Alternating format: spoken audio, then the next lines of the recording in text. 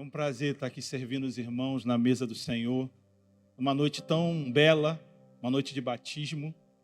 E eu queria continuar cooperando com o que está acontecendo nessa noite e falar um pouco sobre a realidade celestial desses sacramentos.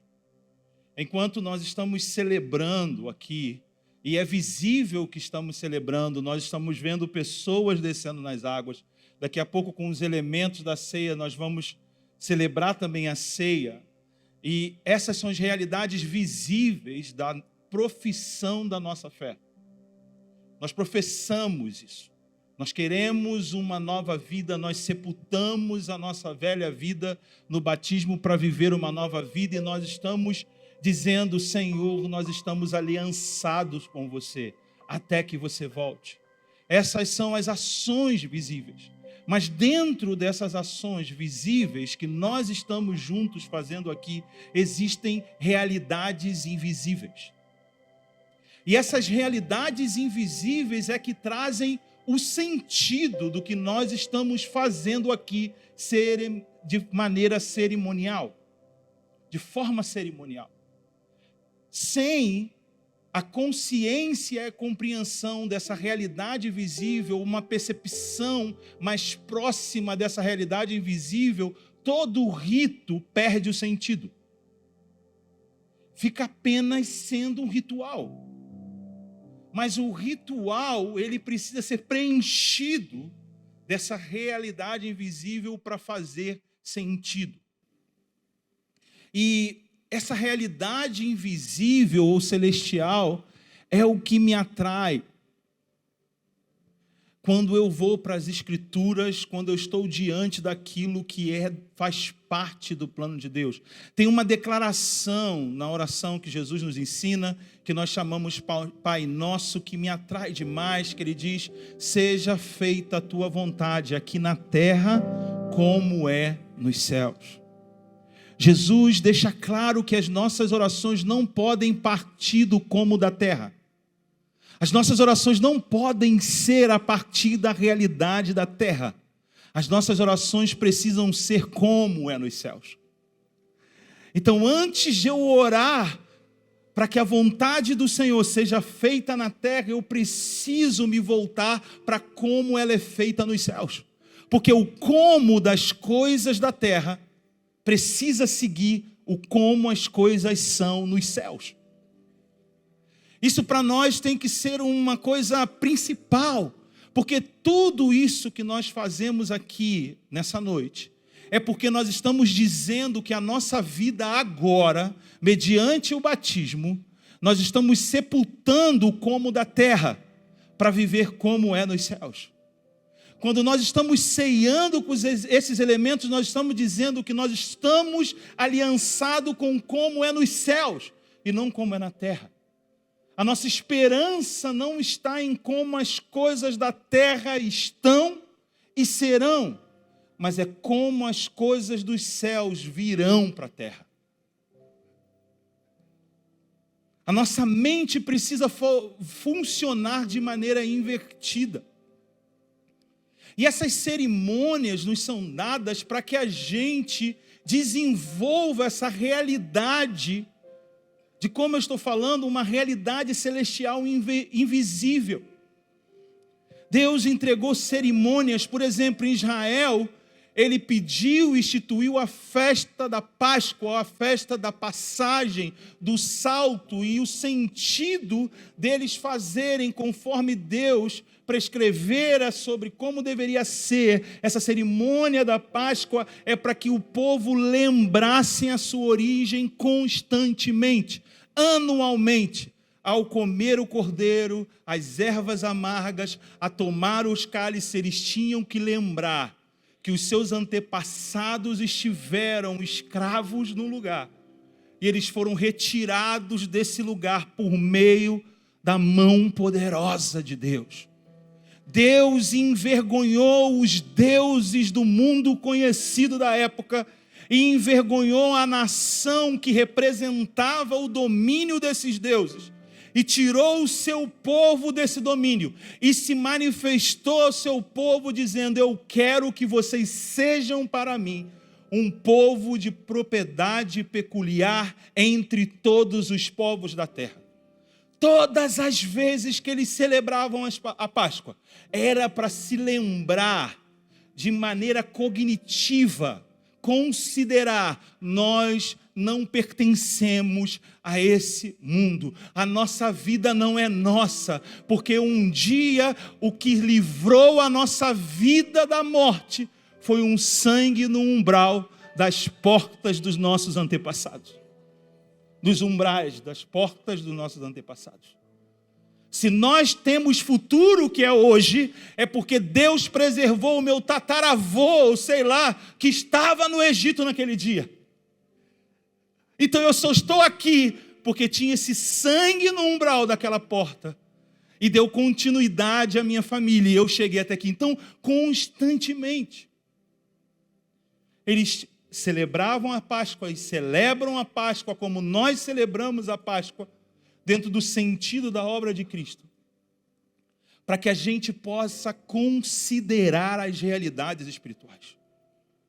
Então, quando a igreja faz uma ministração batismal, somos nós que estamos ministrando uma realidade que nós pertencemos. Não são só eles que estão sendo batizados.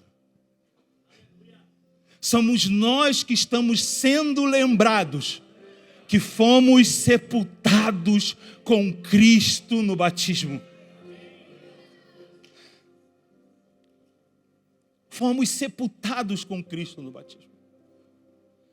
Fomos ressuscitados por Cristo por meio da sua ressurreição e justificados pela sua ressurreição. Somos justos porque Cristo ressuscitou, trazendo para a humanidade a abertura desses lugares celestiais que estava totalmente separado de nós. Então nós não podemos considerar somente uma cerimônia. Como eu considero uma cerimônia? Só está acontecendo com eles e não com a gente. Ou nós só nos alegramos porque é com eles. Não. É uma ministração, é um sacramento, é uma realidade espiritual que está disponível sobre nossas cabeças. E se eu preciso ser lembrado que a realidade dos céus é o como eu vivo na terra nesse momento, se eu preciso repetir na minha mente essa declaração: eu sou teu e não mais meu. Essa é a noite. Essa é a hora. Se eu preciso do poder da ressurreição atuando na minha vida, essa é a noite, essa é a hora. Porque Deus está vivificando pessoas através do batismo. Essa operação está disponível sobre os ares desse lugar que você está. O que está sobre nossas cabeças nesse momento é a ministração de tudo que está sendo encenado por essas cerimônias. Está aqui agora. É palpável e agora. E tudo isso começa na obra de Jesus. O batismo fala da vida, o batismo fala da obra, o batismo fala da morte, a morte e fala da ressurreição e fala da ascensão de Jesus. Tudo isso está em operação aqui. Por isso nós cantamos uma canção que tem a ver com essa operação e nós percebemos num ambiente propício para que possamos imaginar essa realidade palpável no nosso meio. Próxima de nós. Jesus foi ser batizado por João para poder ressignificar o batismo de João. João Batista, isso está em Lucas capítulo 3, Mateus capítulo 3 e Marcos capítulo 1. Como a gente tem pouco tempo, você verifica depois nas Escrituras. João Batista batizava com base no arrependimento para a remissão de pecados. O batismo de João era a operação do serviço que o templo tinha para Israel. O templo, você sabe, era o lugar aonde se levavam os sacrifícios, aonde se ministrava remissão dos pecados. Era no templo. E João Batista aparece no deserto, batizando nas águas para a remissão de pecados. Essa ação de João Batista está desabilitando o serviço que era feito no templo. Porque o sentido de se ter templo é a ministração da remissão dos pecados. De conectar o povo de Deus com o Deus que mora nos céus. O templo foi dado por Moisés, ou a cópia do tabernáculo foi dado por Moisés, para Moisés, como uma cópia de uma realidade celestial. Então o tabernáculo e o templo de Israel funcionava para que uma ministração pudesse manter Deus habitando no meio do povo, e esse povo tendo contato com seu Deus. Um judeu, um hebreu, quando olhava para o templo, ele via no templo o céu na terra. Porque o templo e o tabernáculo eram cópias de um modelo que Deus deu a Moisés de como é os céus. São cópias. A Bíblia fala sobre sombras, imagens, figuras que também representam uma realidade. Por exemplo, no templo, no lugar santíssimo, separado do lugar santo por um véu, e no lugar santíssimo tinha uma arca.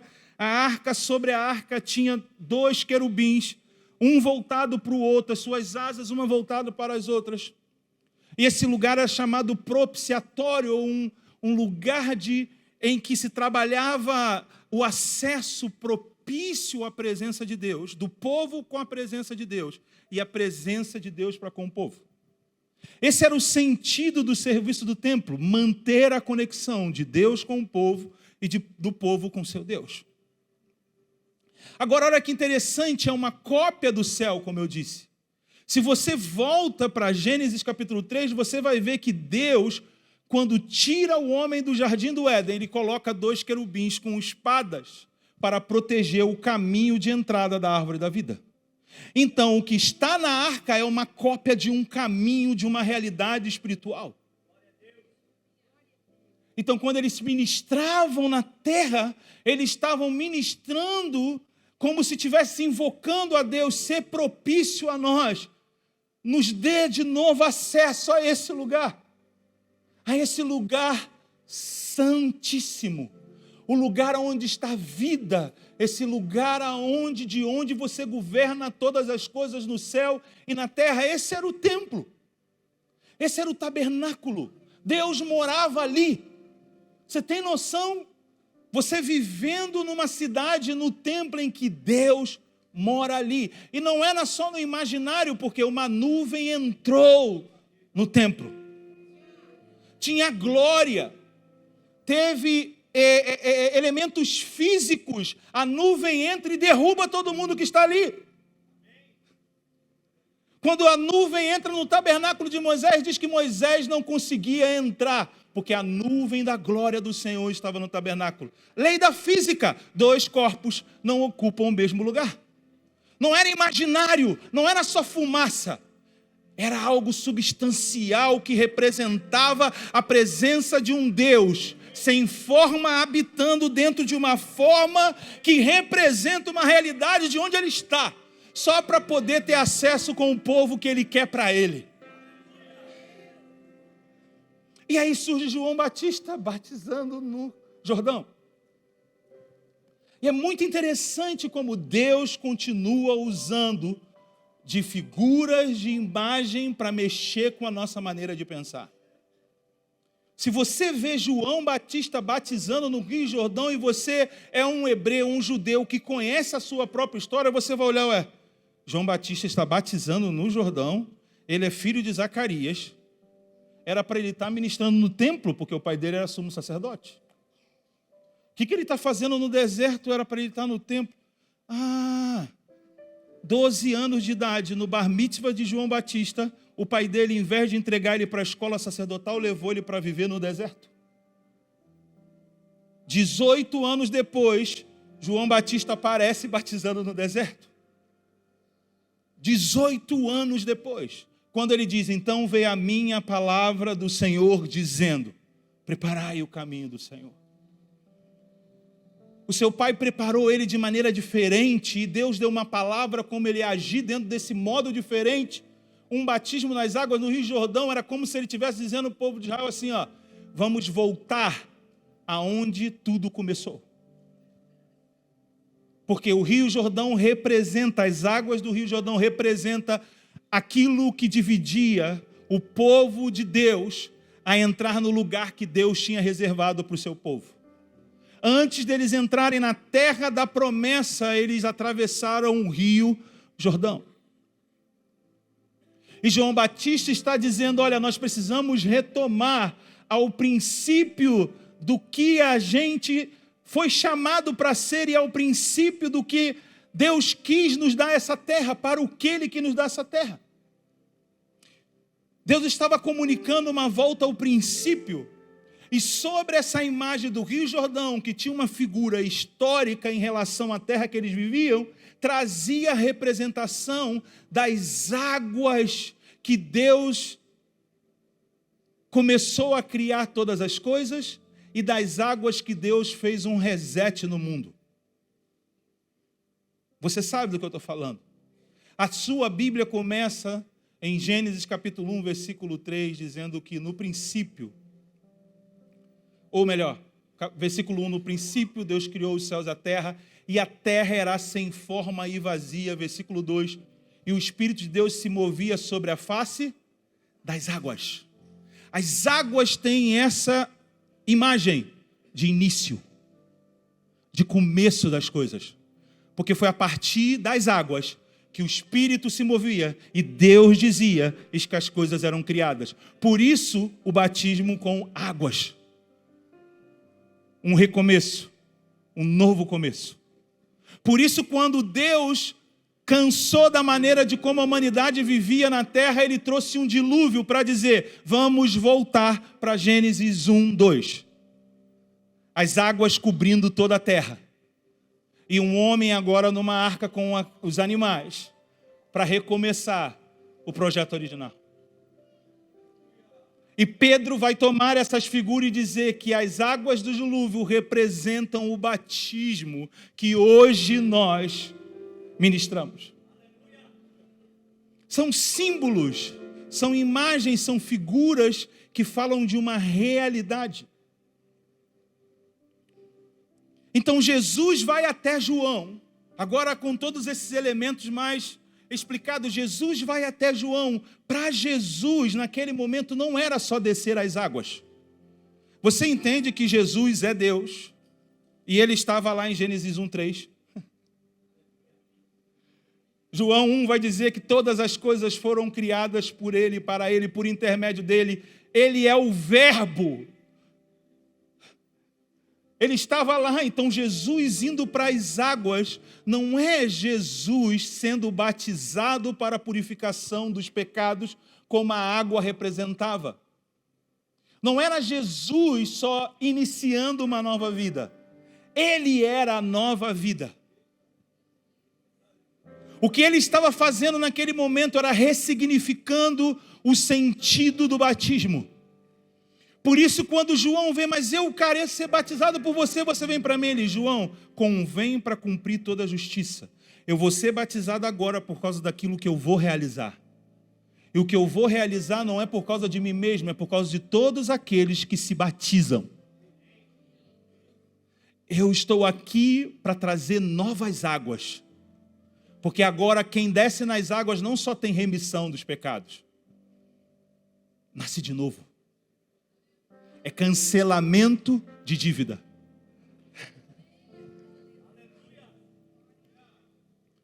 Foi o que ele fez na cruz. Ele apagou o escrito de dívida que era contra nós. Ele deu possibilidade à humanidade de começar tudo de novo, não levando em conta como tudo já foi. E ali no batismo ele se identifica comigo e com você. Ele entra naquelas águas para assumir o que ele veio fazer por mim e por você. E naquele momento, e aí há maneiras diferentes de se retratar o momento. Uns dizem que quando ele desce sobre as águas, o céu se abre. Outros dizem que quando ele sai das águas, o céu se abre. Não importa essas diferenças, o importante é que o fato dele ter contato com as águas fez com que os céus se abrissem. E outro elemento muito importante disso que acontece no batismo de Jesus, os céus se abrirem. Até aquele momento, os céus se abriam para homens ver o que estavam nos céus, ou serem levados a ver o que estavam nos céus. Ezequiel, capítulo 1, os céus se abriram e eu tive visões de Deus. Isaías viu os céus. Estevão viu os céus. Então, sempre quando os céus se abriram, era um acesso sendo dado para quem estava na terra poder ir aos céus, ou ter contato visual com os céus. Com Jesus é o contrário. Os céus se abrem para as coisas do céu vir para a terra. Com Jesus é o Espírito Santo. Come on, vem. Vamos trazer mais um pouco da realidade dos céus aqui para a terra. Vem. E vem o Espírito. Uou. Como forma corpórea de pomba. Não é uma pomba, tá? É uma forma corpórea de pomba. Não desceu uma pombinha no ombro de Jesus. É que em Jesus desceu o poder. E a descrição é como se fosse uma ave de asas abertas sobre ele. Forma corpórea. E isso foi visto. Por isso João viu o Espírito não só descer, mas repousar. E não foi só isso que aconteceu. Já que o céu estava aberto, do céu, uma voz grita: este aí é o meu filho amado, em quem me comprazo. Yeah.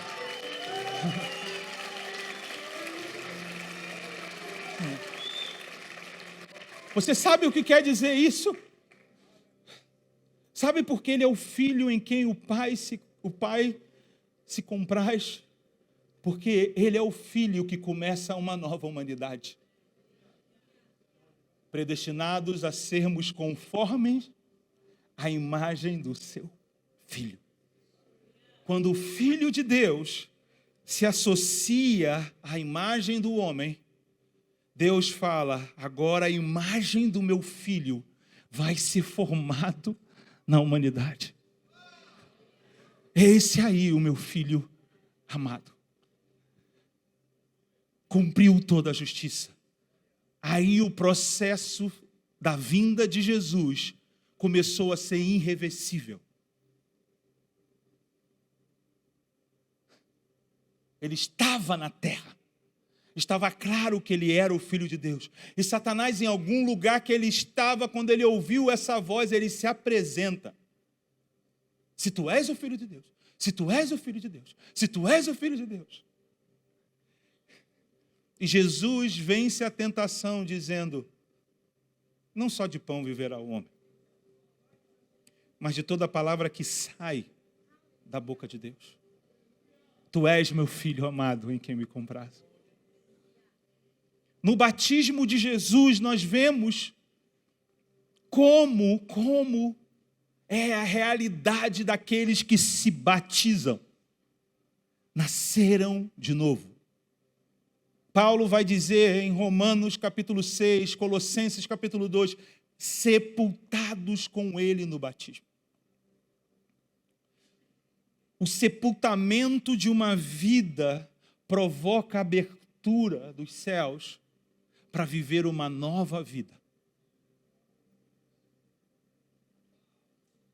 O sepultamento de uma vida é que provoca a abertura dos céus para a gente viver uma nova vida. Nós não precisamos orar para que os céus sejam abertos. Nós precisamos sepultar o que precisa ser sepultado para que os céus estejam abertos. Porque os céus estão abertos para um só sentido: produzir uma nova vida na terra. Se não está sendo produzido vida nova ou nova vida na terra, o céu não está funcionando na terra.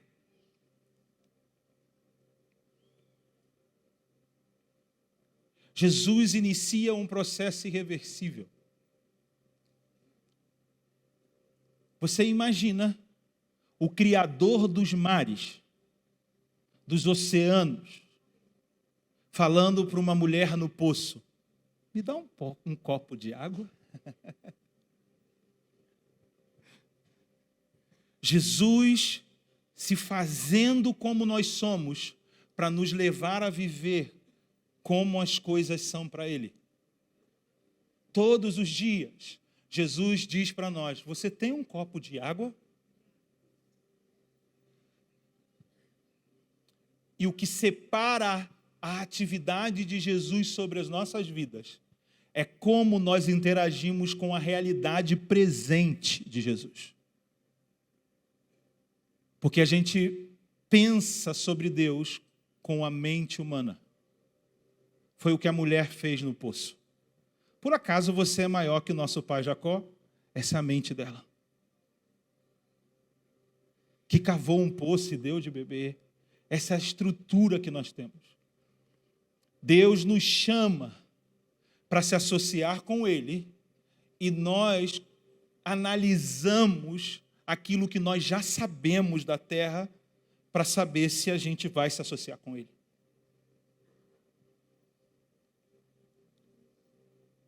A forma como nós esperamos Deus se manifestar nem sempre é a forma como Deus quer se manifestar. Nem sempre. A forma como Deus quer se manifestar nem sempre vai seguir como nós esperamos de como Ele vai se manifestar. O maior impedimento do próprio povo que Ele veio para Ele, o seu próprio povo, de recebê-lo, foi porque eles tinham uma forma como Deus tinha que fazer o que eles esperavam. Por isso João vai escrever dizendo: Ele veio para os seus, mas os seus não receberam. E se é um temor que eu tenho hoje, é se nós que somos os seus, não estamos colocando como Ele tem que se manifestar para nós.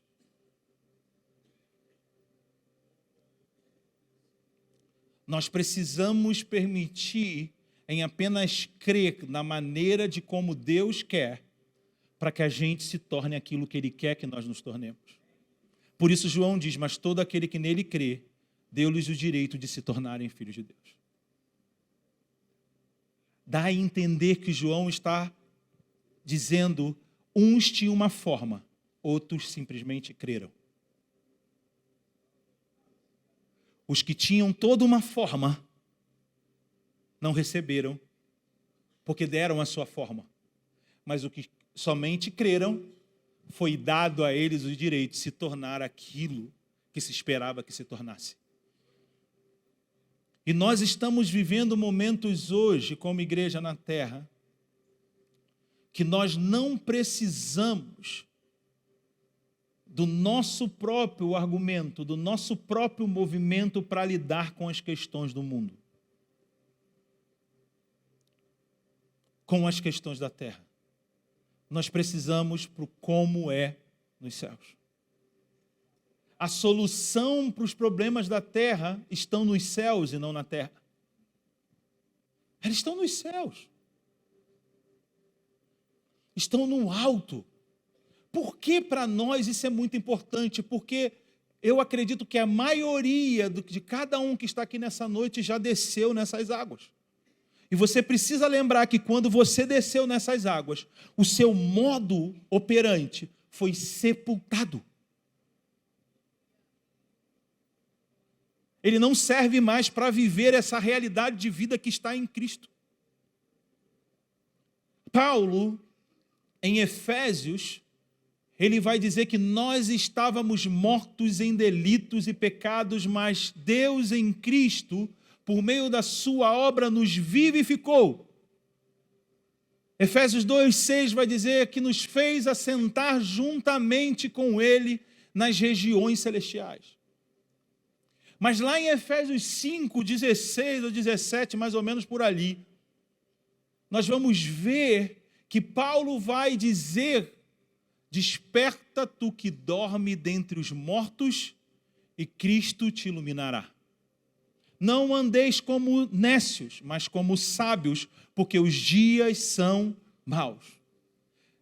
Paulo está falando isso para o povo que ele disse que foi vivificado. Mas ele agora está dizendo que esse povo que foi vivificado está deitado dentre os mortos. Dormindo deitado dentre os mortos. Paulo está dizendo que tem um povo que está morto em delitos e pecados. Tem um povo que está vivo, mas está dormindo. Dá para entender?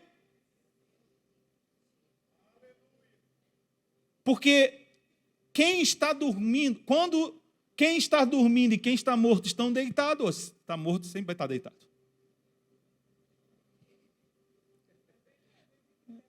Às vezes fica em pé. Eu já lembrei dos eventos do Rio de Janeiro.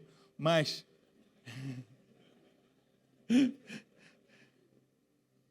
o que Paulo está ressaltando aqui é que a condição é diferente, mas a postura é a mesma. Dá para entender? Mortos e dormindo. Mortos, condição. Dormindo, postura de uma nova condição. E Paulo está dizendo: desperta tu que dorme dentre os mortos e Cristo te iluminará. Ele diz: não andeis como nécio. Então ele está dizendo que quem está dormindo são aqueles que estão tendo uma postura nécia. O que é um nécio? O nécio é uma pessoa que é perturbado pelos maus dos dias que vive.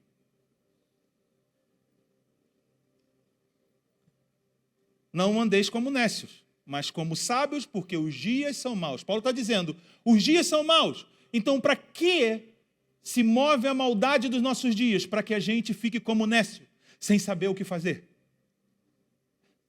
Dá para entender? E esses nécios dormem. Porque a postura dele é como os dos mortos, ou seja, não serve para nada. Ambos estão parados. Então, a maldade desses dias é para nos deixar nécios, tolos. E discute, e fala, e vai, e vê, e vai, e que todo mundo diz, é que todo mundo fala. Tolo. Nécio. Diante dos céus estão dormindo. Não tem iluminação de Cristo. Não tem clareza porque Cristo não ilumina quem está deitado. A iluminação de Cristo só serve para quem tem uma postura diferente. Dá para entender? Mas andeis como sábios, porque os dias são maus. A gente precisa de uma sabedoria que tenha a ver com como. E esse como é dos céus. Não pode ser como a gente acha, como a gente pensa. E de novo eu volto para Jesus com a mulher samaritana e ela pensando que o como que Jesus estava falando na conversa era relacionado a coisas terrenas. Por exemplo, ela questiona o fato de Jesus falar com ela por meio de problemas socioculturais. Você é judeu e eu samaritano. Você é Vasco, eu sou uma brincadeira. Flamengo. Deixa. Por causa de... Sabia que ia chegar meu dia, né? Já sofri muito ali, daqui, vendo os tricolores me zoando daqui, né? E ela foi questionar Jesus por problemas da sua época. Pega comigo isso. Por problemas da sua época, ela não conseguia entender a forma de como Deus estava chegando. Dá para entender.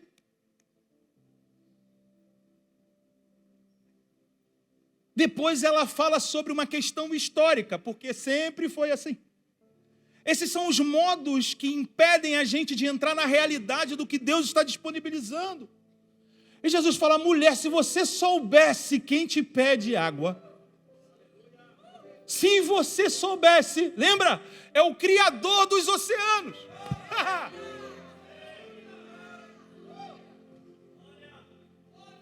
É o Criador do peixe.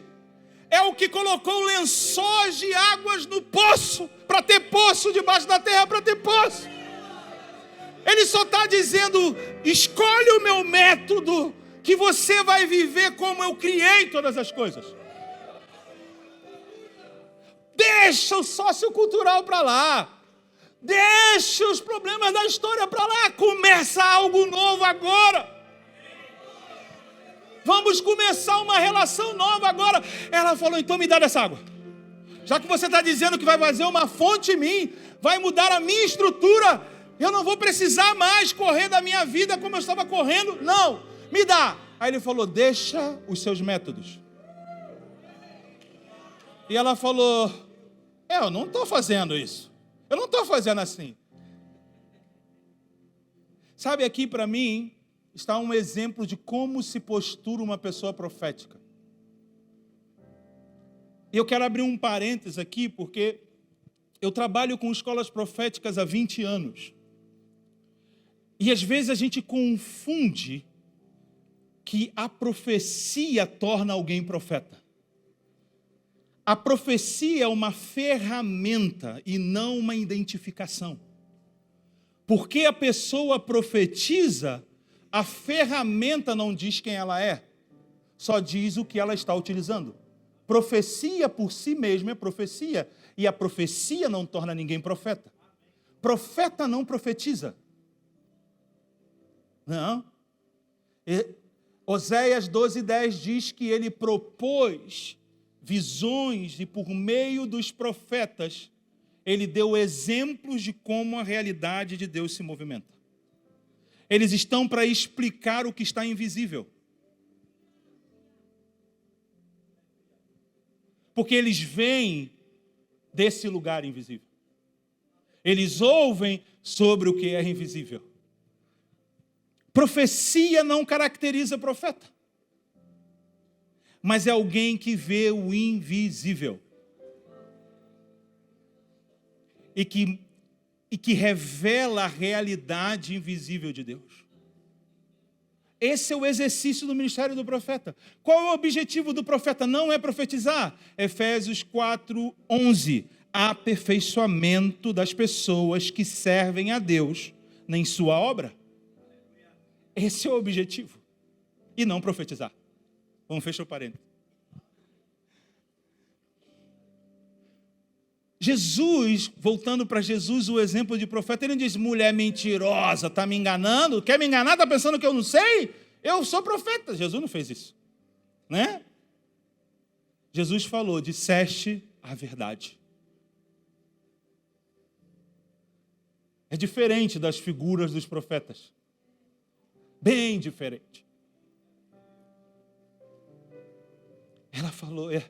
Ele falou: disseste a verdade. E ele mostrou a realidade invisível para ela. Quando ela viu o que ele vê, tu é profeta. Entendeu? É diferente. Tu é profeta. Então me fala qual é o lugar que se adora. Ela faz uma pergunta sobre realidade. Ela esquece poço, ela esquece água. Ela fala: agora me fala onde adora. Me fala onde está o céu. Lembra, o templo é o céu. Aonde está o céu? Sabe por que ela era tão insatisfeita? Porque ela não tinha encontrado o lugar. Ela não pôde dizer como Davi um dia olhou do palácio e viu um pardal fazendo ninho. E ele viu a andorinha fazendo ninho. Ele falou: oh! Até os pardais encontrou casa, e os passarinhos ninhos para si. Eu encontrei nos teus altares, Senhor Deus. E meu.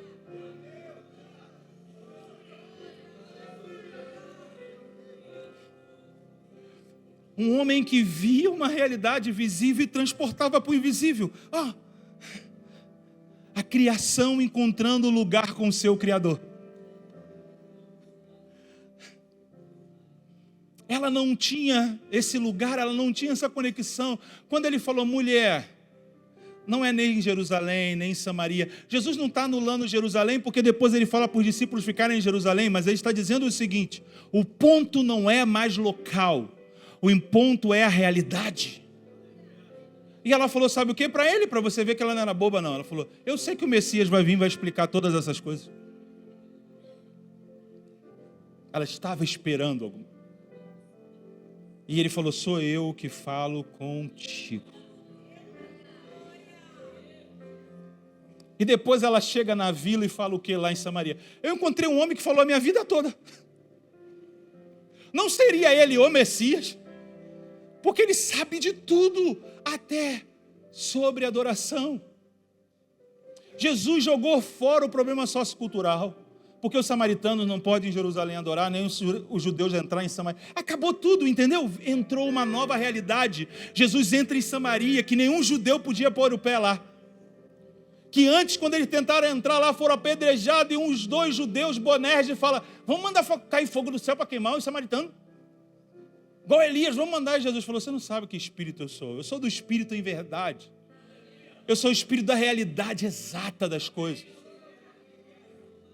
Eu vim trazer outra coisa. O que é mais assustador nessa passagem é que quando Jesus sai dali, os samaritanos chegam a uma conclusão que nenhum judeu, ou melhor, muitos judeus não chegaram até hoje. Verdadeiramente, esse é não só o Salvador de Israel, do mundo. Do mundo todo. Não é para nossa religião, não é para os nossos dogmas, não é para nossas doutrinas, não, ele é o Salvador do cosmos todo, verdadeiramente. Deus entrando em Samaria, aonde um judeu não colocava o pé. E ele, um judeu, sendo Deus, judeu, entrou em Samaria. E quando ele sai de Samaria, todo mundo fala, ele é o Salvador do mundo. Ele vai reformular o mundo. Esse é o significado da palavra Salvador. É um reformulador das coisas. Um Salvador não é alguém que te tira só de um lugar. É alguém que te leva para onde você tem que ir. Ele te salva porque você está no lugar onde não deveria. Isso é Salvador. É um reorganizador do cosmos, do mundo. Salvador.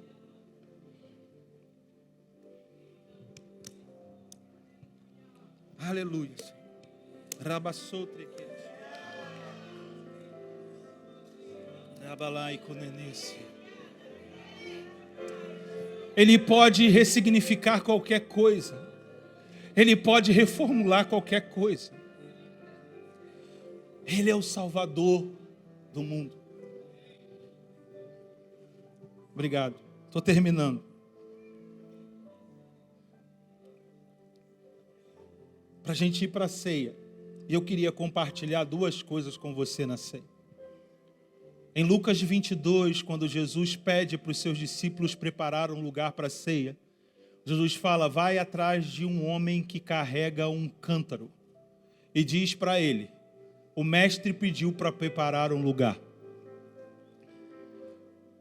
Jesus está buscando pessoas para preparar lugares para que ele esteja, que estão vivendo de forma incomum.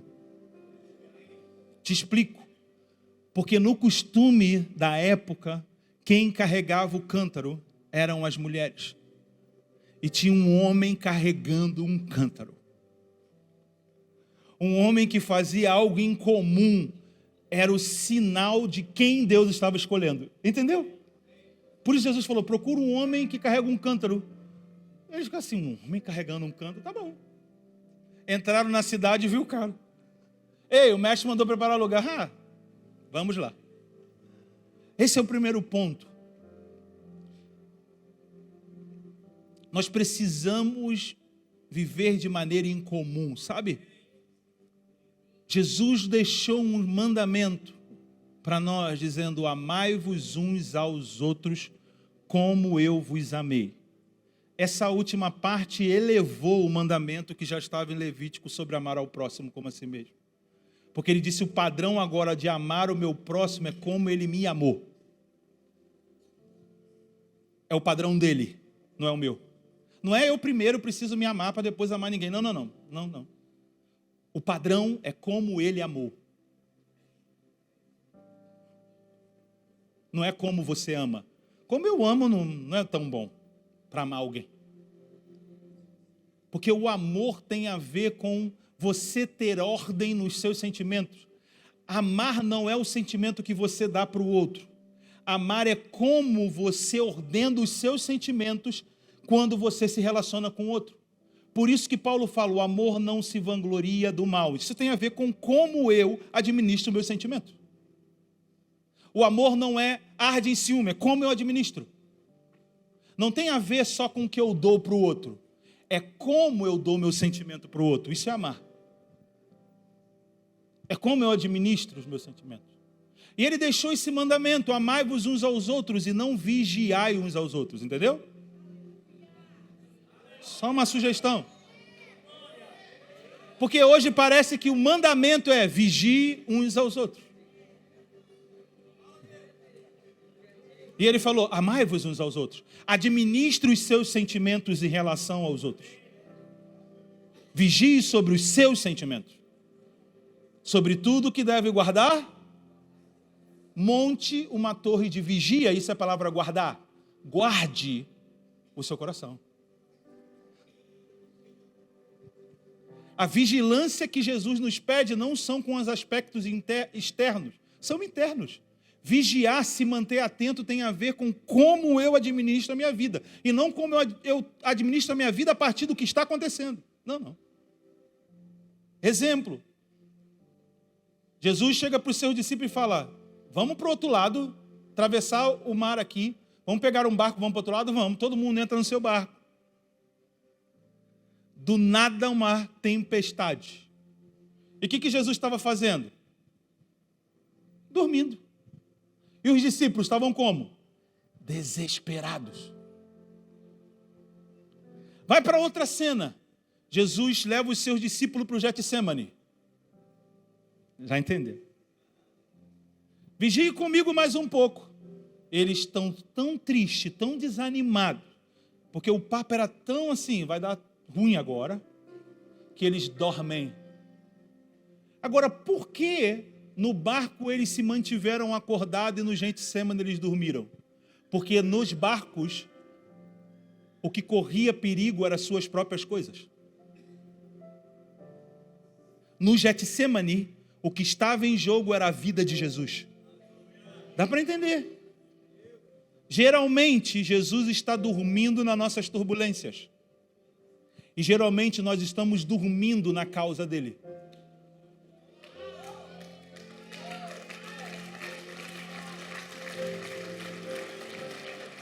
A ideia não é ir acordar Jesus.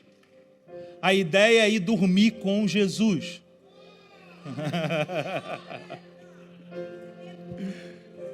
Eu não me preocupo com uma grande tribulação.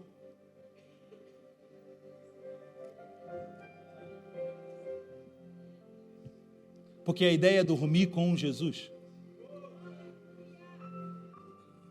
Eu me preocupo com o que está acontecendo sobre a sua causa. Getsemane. Como o seu plano está em andamento. Como vai ter turbulência no mundo? Não me preocupo. Porque para isso, Jesus não dorme. Salmo 2 diz que ele ri.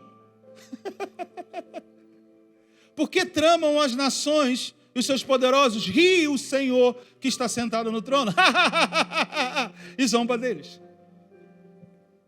E você está preocupado com o que está acontecendo no mundo. E o Senhor...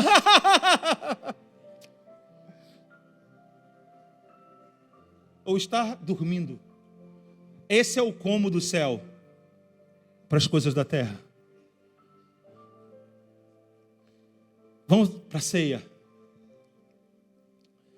E nesse momento Jesus fala uma coisa que sempre chamou minha atenção. Quando ele vai dar o primeiro cálice, ele fala assim: eu desejei muito por esse momento. Cara, isso é demais. É Deus falando. Eu desejei muito por esse momento. E eu não beberei com vocês de novo, até que ele se cumpra no reino de Deus. Jesus mostra outro desejo. Ele diz: eu desejei chegar nesse momento, mas eu desejo um outro momento, em que eu vou poder beber com vocês de novo. E eu queria te propor hoje a tomar a ceia, não lembrando da cruz somente, porque ali já está a cruz. Mas eu queria que você tomasse da ceia lembrando: eu desejo muito estar de novo com vocês.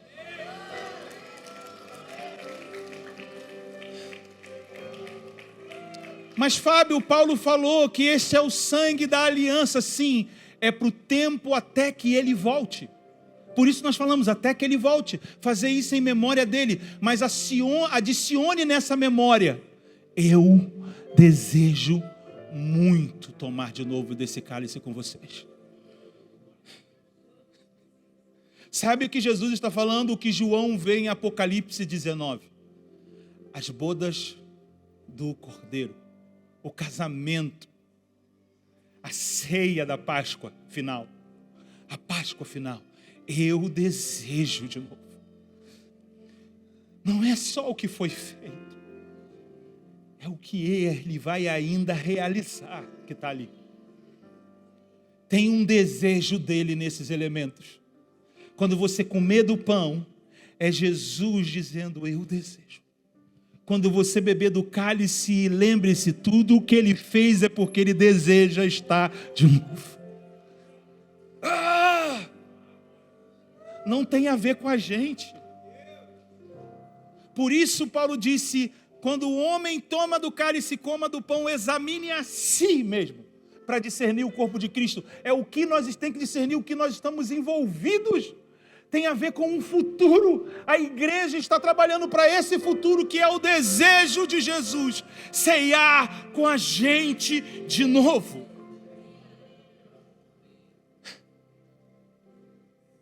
Examine a si mesmo, o quanto nós estamos nos entregando para esse desejo de Jesus. Examine o quanto nós estamos entregando para tudo que está disponibilizado a nós, para que possamos ir até o encontro com Jesus. Examine a si mesmo. Se como você está vivendo na terra tem a ver com como Deus tem nos céus para você. Porque Paulo deixou claro: pensai nas coisas que são do alto, aonde Cristo está, porque a nossa vida está escondida em Cristo. Então a vida real não está aqui agora, ela está escondida, ou seja, reservada com Cristo. Por isso que as soluções ou as respostas para como eu vivo a vida aqui, elas estão nesse lugar também, porque ela está com Cristo nesse lugar. Irmãos, quando Cristo voltar, Ele vai trazer a verdadeira vida. Por isso que Ele nos convida a sepultar essa vida aqui. Por isso Paulo disse: eu estou crucificado para o mundo, e o mundo está crucificado para mim. Ou seja, não tem mais sentido essa vida, a não ser viver por Cristo. Porque morrer é lucro.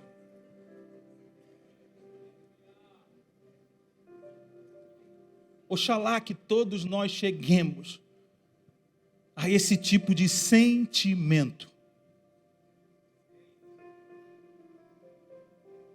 O viver é Cristo.